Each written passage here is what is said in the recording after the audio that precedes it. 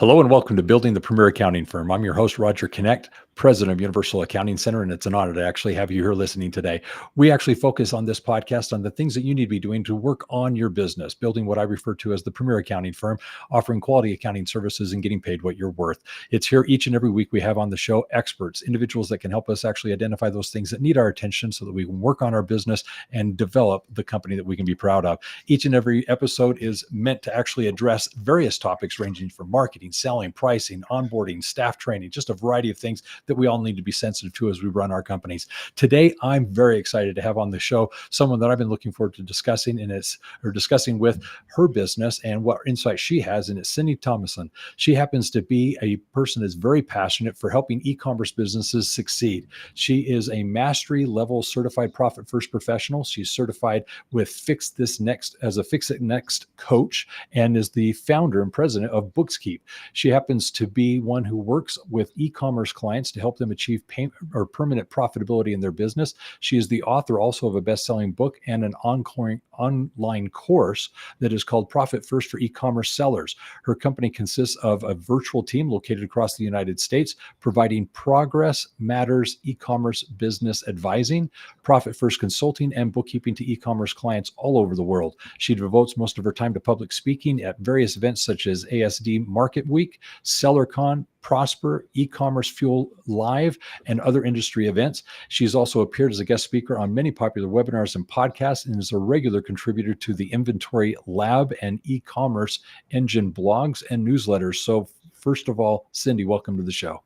Thank you, Roger. I'm glad to be here. This is going to be a lot of fun. You know, one of the things that I really want to dive into is you and I are both familiar with Profit First and so forth, but I want to give my listeners a little bit of an idea of your backstory. How did you get into accounting? Well, I had a industry experience with nonprofits, everything in nonprofits, from accounting to contracting, you name it. And then I decided to leave the workforce and focus on being a mom. And after a few years, I just realized I was missing work. I loved being at home with my daughter, but I really also felt like there's a piece of me that I wasn't fulfilled in. And so a friend of mine needed some help. I started doing some bookkeeping and accounting for her. That developed into helping her friends. And in October of 2014, I decided, okay, I'm going to make this a business. I'm going to turn it into something. At that point, QuickBooks Online was just starting to be a thing. I still was at home homeschooling my daughter. She had dyslexia, so I took her to tutors. So I needed a lot of flexibility. And I decided to take the plunge and create Bookskeep, and just felt really affirmed in October of 2014 when I went to the first QuickBooks Connect event. And I'm like, okay, these are my people. I'm at the right place. I'm doing the right things, and happened to meet Mike McCalloway's there as well. Oh yeah, yeah. Good old Mike. All right. So one of the things I like about your story is the fact that you evolved into this. And what I mean by that is so many of the individuals that I work with, they have a similar story wherein they didn't necessarily see themselves as an entrepreneur. It wasn't something that they're driven to do necessarily. It was a chain of events that led them to this. And as a mother, you clearly were kind of drawn back into, I need to have a professional kind of career. I need to get out there and be busy. And you helped a friend, and that friend evolved into, how about another and another? And all of a sudden you went from helping to, hey, I think I've got a business here. I think this is something I need to really take a little bit more seriously. And you did exactly that. Went to a conference.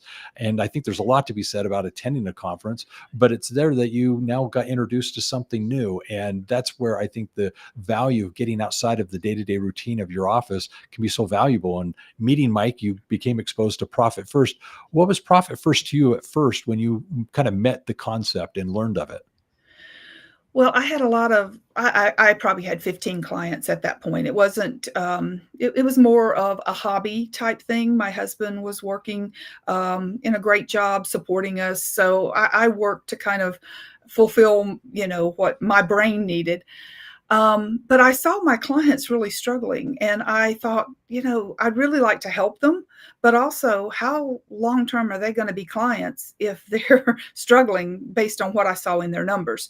So that's what appealed to me. And I read Mike at the event gave out a copy of the book, and I read it on the plane ride home, and I'm like, this I can see making a difference for my clients. And so I called the next week and signed up.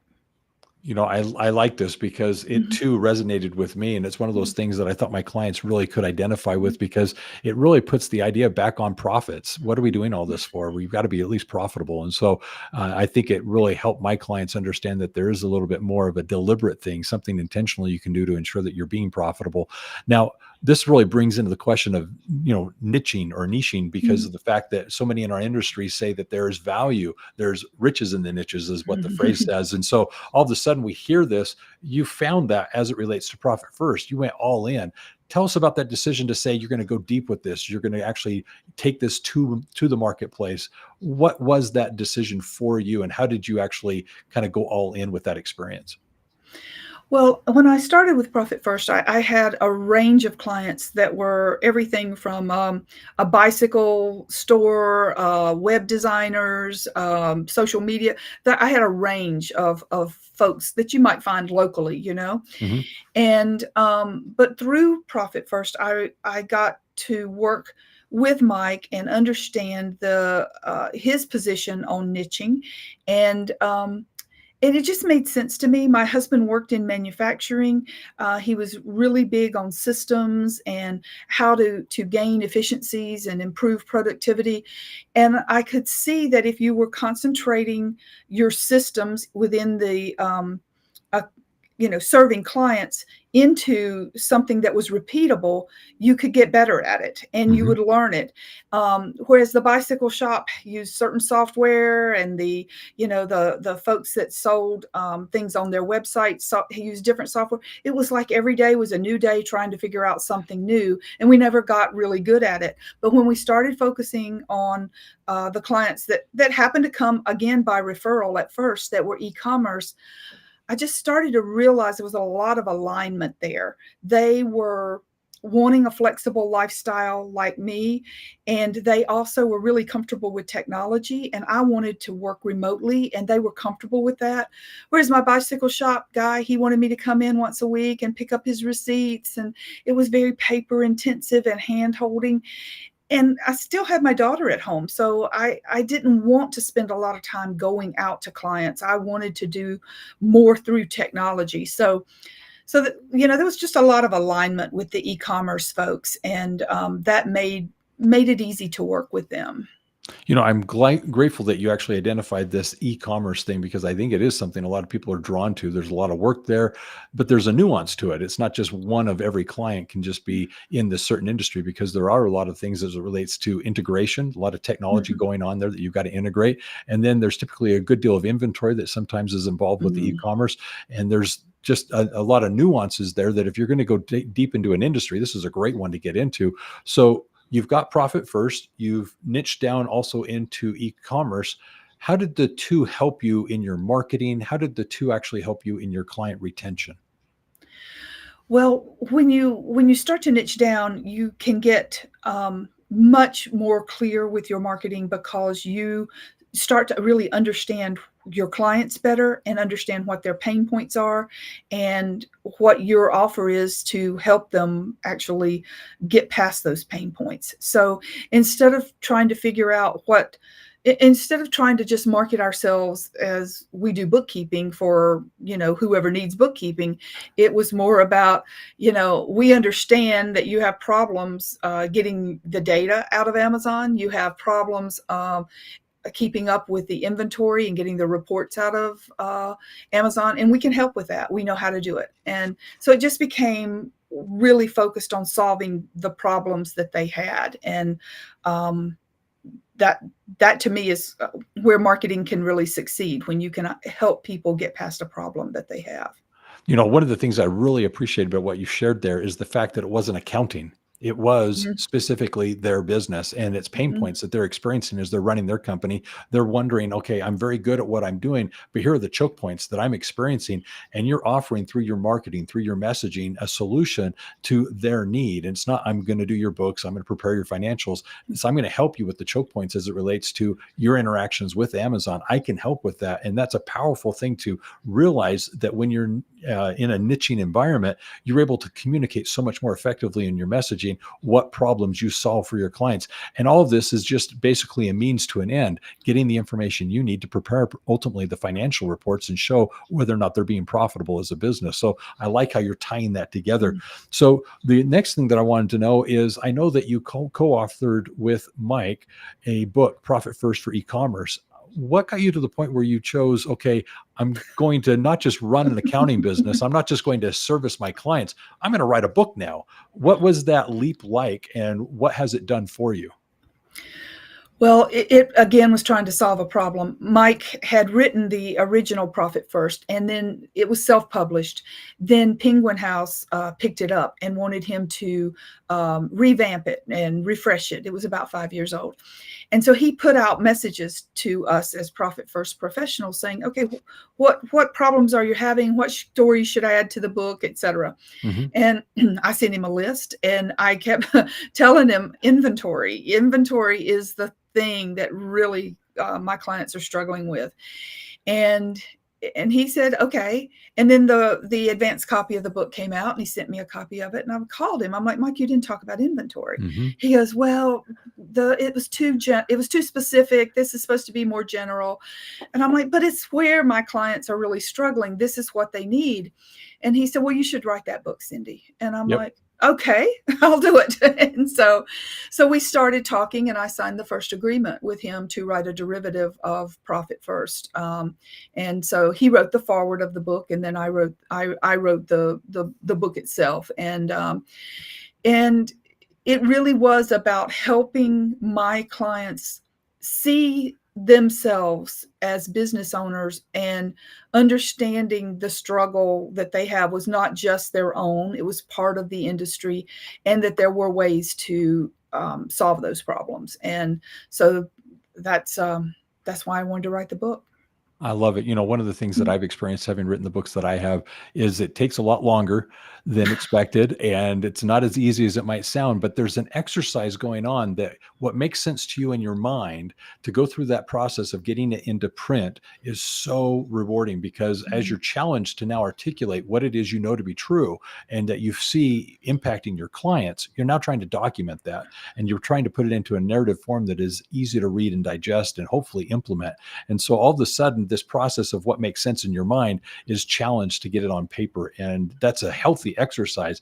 I don't know if you've experienced the same thing, but what was your writing experience like? Was it that challenging? Was it that rewarding?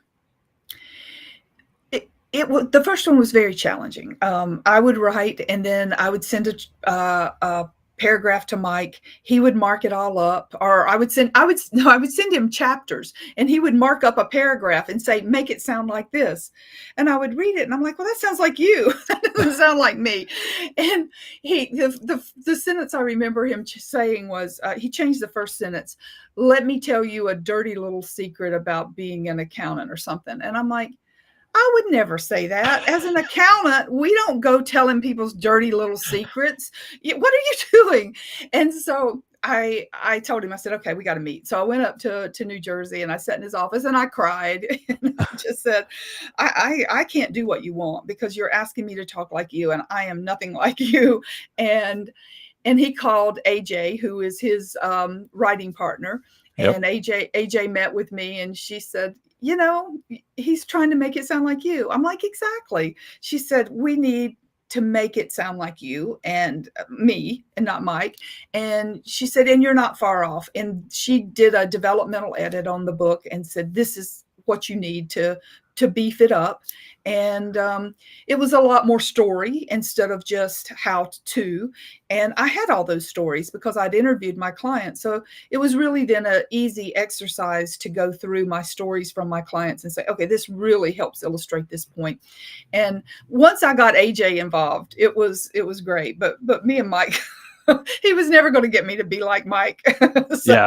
I've not worked with AJ, but I understand she is amazing. So what doors have opened because of writing the book? It's been tremendous, honestly. Being invited to speak at the premier conferences for e-commerce sellers, Prosper has a really long history, and to be on the stage at Prosper, being on the stage at Amazing SellerCon, I had 3,000 people there attending, coming up to me afterwards wanting my autograph. It was just kind of surreal, and that really all kicked off and was going great in 2019. And then, 2020, that all changed significantly. So since then, it's been much less travel, much more online stuff. And I grew, I think, as to what was important to me. And I've started to shift and niche even further. And now I'm really working on providing more advisory services to women-owned e-commerce brands. And so it's just been kind of evolutionary as you kind of get things figured out, starting to figure out what that next level is that would be really exciting to you. Exactly. Yeah, no, I love what you've shared simply because it Mhm. has opened a lot of doors for us as well. So it's just an amazing ride. And Mhm. things have changed, but I have still traveled quite a bit this year. In fact, I think I've traveled the most I have in a long time. So we're back on the circuit, I guess. Coming back.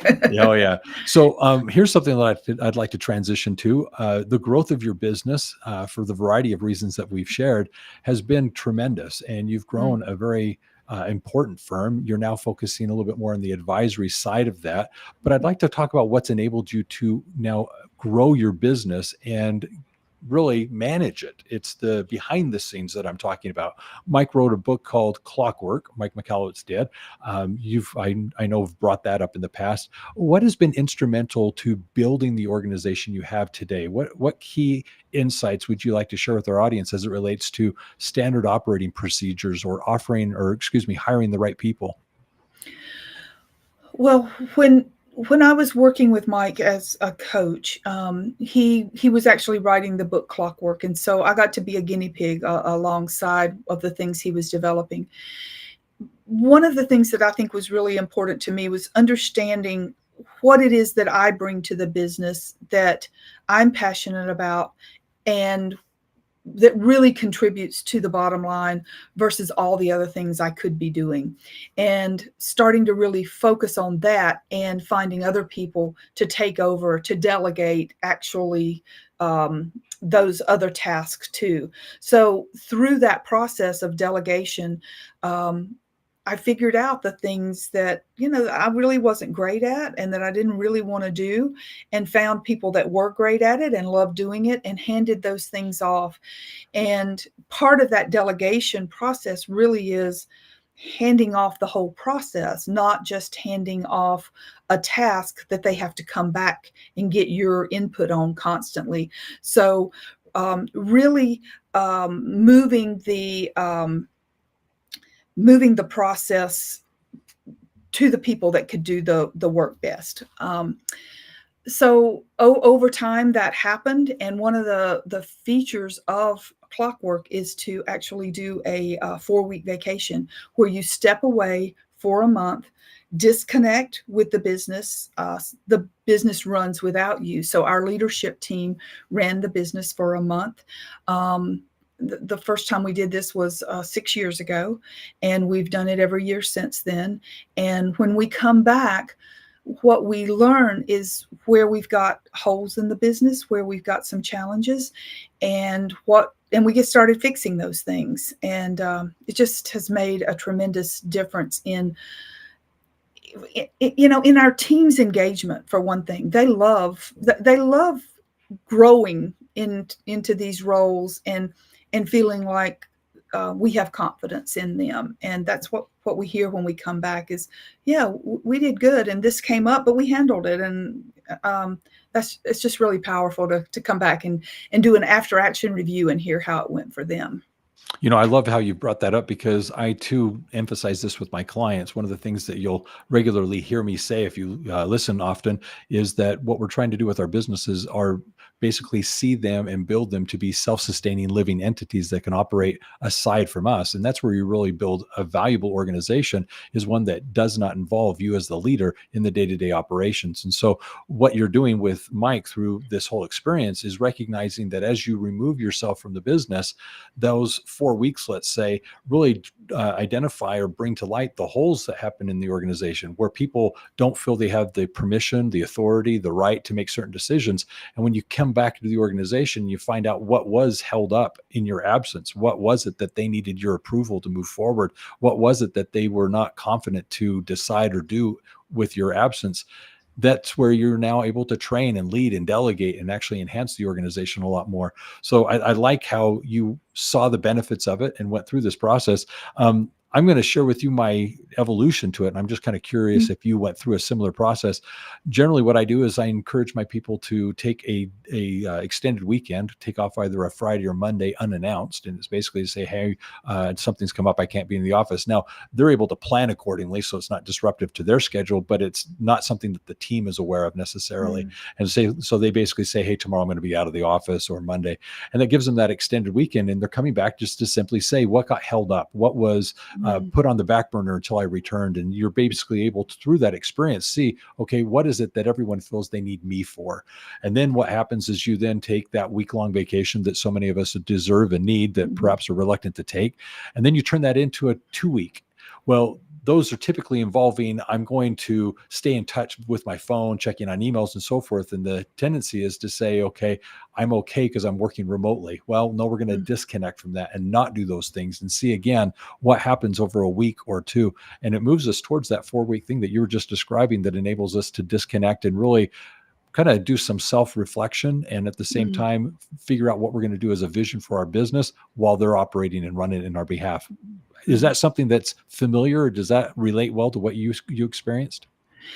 Yeah, the first time that we did it, we did like a practice where we took a 2 or 3 days, and what kind of problems did we have? Just getting ready for all of that, though, we just said, okay, pretend I'm not here this week. Pretend I'm not here.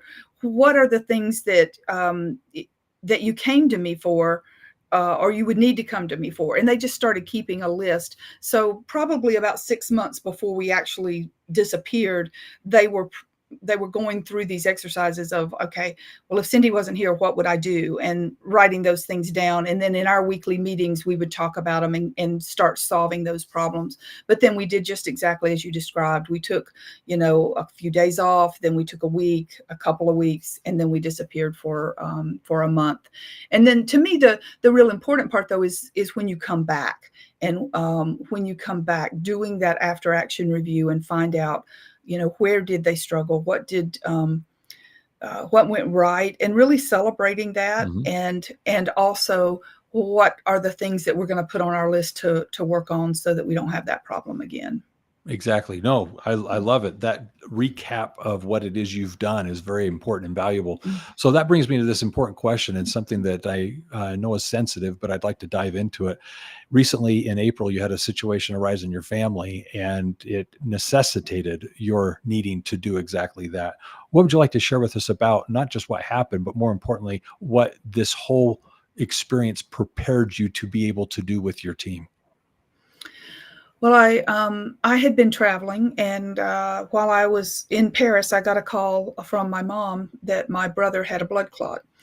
And it seemed odd. He's a big burly guy, works outside on the farm, and could blame it on a bunch of different things. By the time I got home, he was having more issues and ended up in the hospital. And they went in to solve what they thought was a bowel blockage, but learned that he had several major tumors that were caused by pancreatic cancer. And it was very advanced. April 9th, he got the diagnosis that he had stage 4 pancreatic cancer. And I just pulled my team together and I said, I don't know exactly what this means, but I know he doesn't have long. And he had not got the visit with the oncologist at that point.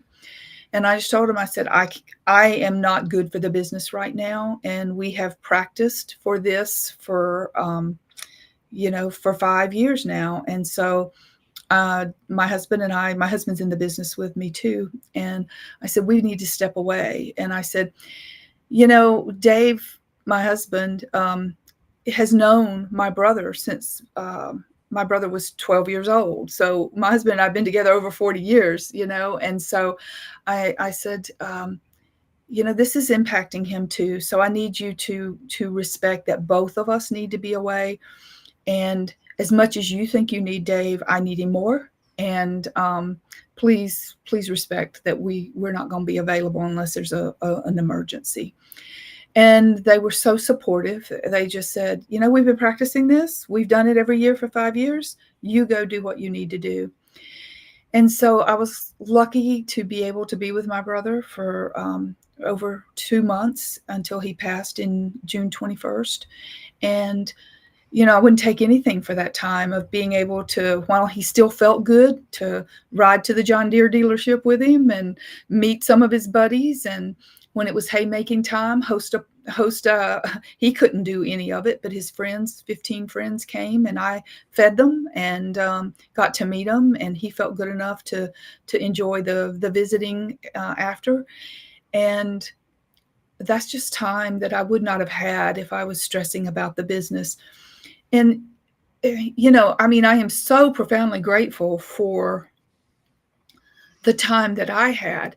But what I think about is, would I have even been helpful to the business? Would I can't imagine that I would have been doing the business any good if I were trying to function in the business. So I think it was really what needed to happen for both me and my husband personally, and for the business itself. I first of all want to express my condolences again, and secondly, express gratitude for your sharing that. I know that many of my listeners can relate for a variety of reasons. One, I know that the passing of a loved one isn't something that is foreign. It's something we all experience at various stages in our lives. And to share that you're in a position with your business to put family first really matters to me.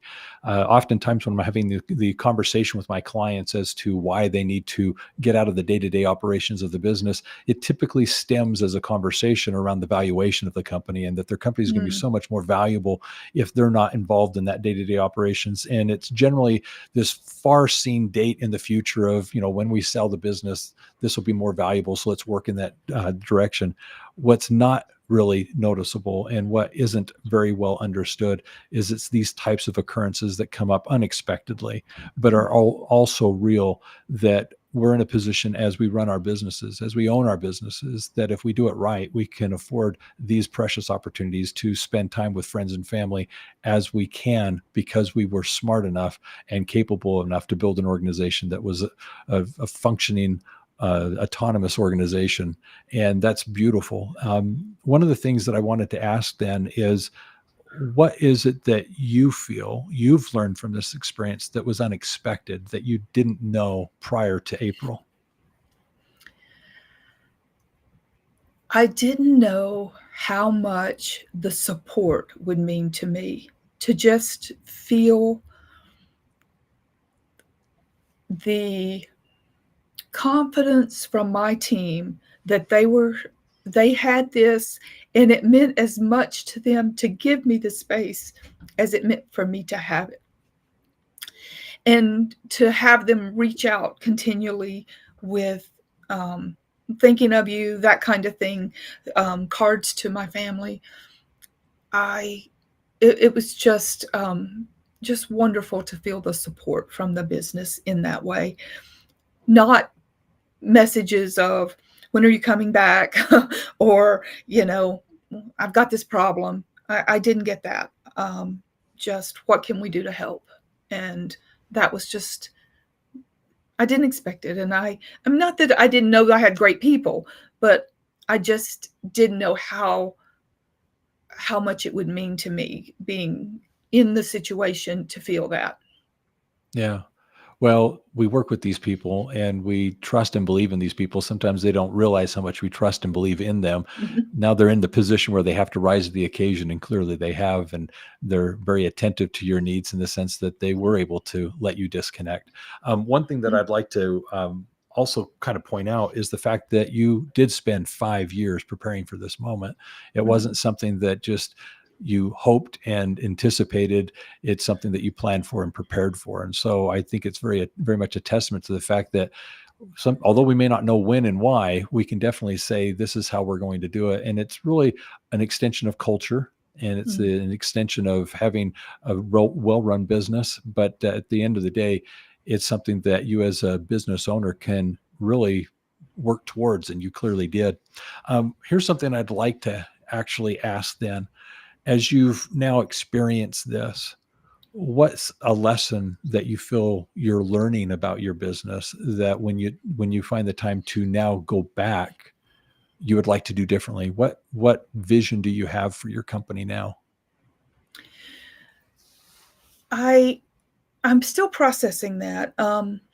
We my brother with the farming business he's in business with my mother who's 81, and so who's just lost her son, Mhm. and so um, even though we participated in the leadership team meeting in July 2nd, um, our leadership group gets together once a month. I told him, I said, we can't come back yet. We still have my niece who's 25 trying to handle the estate, and my mother whose business is intertwined with my brother's. I said we can't come back yet. So I said, what do you all need? I know you've given me nearly 3 months, but I'm not able to come back yet. And they said, well, if we could just have 1 hour once a week where if we have stuff that's come up, we could run it by you. I'm like, you got it, And um, so we've done one of those this week. We've had our first one of those meetings. And so I want to kind of explore what that looks like ongoing. My husband and I both are pretty close to retirement age, Mhm. and so um, what might we want to do with our time if the business can run by itself? Honestly, for me, I've been exploring this concept of supporting women e-commerce brands for quite a while and have developed a few programs that we were piloting. And I think for me, I want to take that beyond just a financial support, but to look for ways that other women can develop businesses that run like clockwork, like mine is working now, and have the support that they need to. I mean, I think women have a lot of struggles with trying to make things work at home with their children as well as for their business. And I'd like to figure out a way for them to have more of a support network. So that's where my head's going now. That's beautiful. One of the things Mm. that I hear you expressing is so often when I work with my clients, there's three stages of owning a business. The first, that of owning a business, is really you actually have a job. And although Mhm. you are the president and owner and founder, you have to go day to day into the business. Otherwise, things just aren't getting done. But there comes that transition point where you actually move into the lifestyle. The lifestyle is where you're afforded the privileges and benefits, the freedom, the income that so many of us aspire for as we run our businesses, that finally you begin to realize, and those sacrifices you've made and the time that you've put in start to pay off. But there is another stage, and that's what you just described, and it's that of being the owner, where you're absent Mhm. from running the business and you're more of an investor, you're more of the visionary for it. And it's kind of like, in my opinion, Shark Tank. It's you're Mhm. investing in businesses, but none of those people that are on the stage there are looking to get involved with the day-to-day operations of the Mhm. company. They're Mhm. investing in the business with the intent that they're going to have 50 companies that they're interacting with, and it's all at an arm's length. They're going to get involved, they're going to be engaged, but it's not because they want to be necessarily on the front line every day. And so that's perhaps what you're working towards, is now you're going to be an owner, you're going to be somebody that's more from a board perspective interacting with the business. And that's phenomenal. I love the freedom that you're going to get, that hopefully enable you to, as an entrepreneur, start that next opportunity, and at the same time help out your mother and so forth. Here's the last question I'd like to ask, Mhm. and it's through this experience that you've just had. I think we gain new perspectives on life, and I'm just wondering, what are you grateful for? Mhm. I'm grateful for my family coming together to get through this really hard time, and I'm really grateful for my team for giving me the space to be here. Um, I'm grateful for um, the land that my mom and my brother farm has been in my family since 1936, and it's really healing for me to be here on the land. And I'm grateful I have the opportunity to be here and experience what my great grandfather started in 1936. That is beautiful. Absolutely Mhm. beautiful. Well, Cyndi, I appreciate you sharing that. I'm going to come back to you for a closing thought, but there's a few things that I'd like to share as people are listening in. First of all, it's an offer. We've got actually two books that I would encourage you to take advantage of. And the first is that of Your Strategic Accountant. It actually helps you understand what it is you can be doing to offer quality services to your clients and really stand out as to the quality of services that you're offering to make a difference in their lives. In addition to that is a book called Your Profit and Growth Expert. This is another book that actually helps you move towards what we're discussing here today, operating a business of which you can actually now be the benefactor, somebody that is now working with basically purpose and intent and reaping the rewards of having a very successful, thriving business. So I'd encourage you to go to the episode description and find out information regarding this and other things that are available. Also, if you're interested, you can go visit Cyndi's website. It's going to be listed here in the episode description for you to go check out what she's doing and who she is and what it is that she's offering, especially as she's chosen to specialize and niche into the e-commerce space and do so from a profit first perspective. A lot of great things there to go check out and see what she's doing there. The other thing that I'd like to do is just a quick summary. As a summary, I'd like to actually point out that hearing her story as it began, where she was basically a home mother, homeschooling her young daughter, all of a sudden realizing she just needed some professional interaction, wanted to get involved. And she started with one client and it evolved into many, many more. And then she realized, this isn't a hobby. This is a business. Took it seriously enough to actually go to a conference and there found a new door, a new chapter to open. And it was that of meeting Mike Michalowicz with Profit First. And there later actually co-writing a book, Profit First for E-commerce, and really becoming that expert, going into that niche and owning the space and really becoming, I think, a preeminent individual for the e-commerce sector. And I think that's so important to hear as we hear so many people talking about niching and how it can be beneficial. She clearly demonstrates exactly that. She niched into that space, owns that space, and that's something that we can all be impressed by and inspired by. So with that being said, I would also like to just add two other things. One, I was very touched by what she was explaining as it relates to Clockwork, working on her business and finding how important it is to create within our organizations the autonomy, the responsibilities, the standard operating procedures, the team that enable us as owners to actually, when necessary, step away from the business. And in doing so, focus on some of those things that matter most. In her case, obviously the needs of her family. It was something that she was clearly able to benefit from and is something that she is entirely grateful for. And so kudos to her team to being able to do what they've done these last few months. And then also at the end, the gratitude that she expressed for family. There's something to be said for the good earth that we live on, and to have the ability to go back where her great grandfather started this farm. I can totally attest to that. I have something similar in my life where I find refuge there. It's peaceful for me, and it's where I can find my opportunity to reflect so I can relate. So Cyndi, very much grateful for the opportunity to have you on the show. What's a closing thought that you'd like to leave with everyone? It's just real clear to me, life can be really short. My brother was 58 years old, and we get to design it to be what we want it to be. So get out of the path of obligation and get on the path of really creating what it is that's important to you, because only you know what that is, and only you can accomplish it. And so, and life's short, so get serious about it, because it's your one opportunity. Amen. I love it. Cyndi, you're wonderful. I thank you for this opportunity. Appreciate you taking the time out of your day to visit with us and share your story. The thing that I'd like to do for our listeners is definitely invite you, if you haven't already, subscribe to the podcast, set your notifications so that we can send this to you each and every week as we release new episodes and hear from the experts as to what it is we can be doing to work on our business. In addition to that, I'd like to invite you to GrowCon. GrowCon is a conference you do not want to miss. GrowCon is a conference dedicated to owners of bookkeeping, accounting, and tax businesses. It is a conference conference where we invite the speakers, experts onto the stage to share with us the things that we need to be doing now in our business to make the best of the next new year. It's here that we also visit with our peers, those individuals like Cyndi who are doing so well, who are actually there to inspire us and help us, that we're able to build friendships with and collaborate with to better service our clients. And also, you clearly get to meet my team, the team here at Universal Accounting, those individuals that are committed to your success, allowing you to be in business for yourself, but not by yourself with Universal Accounting. Now, as it relates to various things, we have a variety of free resources available to you. You can go to universalaccounting.com and in the navigation, find free resources. It's there that you'll actually find a variety of tools and things that you need to consider as you're running your business.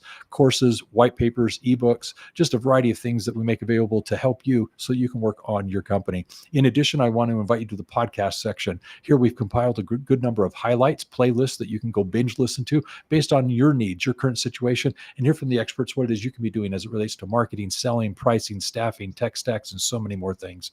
In addition to all this, one of the things that I'd like to stress is if you'd like more information about these topics or other things as it relates to your business, feel free to reach out to us. You can contact us by going to universalaccountingschool.com, or you can visit us online, on the phone by calling 801-265-3777. So with that, be safe out there. Always remember this: if it's about accounting, it is universal. Take care and have a great day. Cyndi, that was awesome. Oh, good. So I have one ask of you. In the chat, I put that text to actually record that little promo piece. When you're ready, I'm going to have you record that. Okay, let's see. Let me just read it in my head again.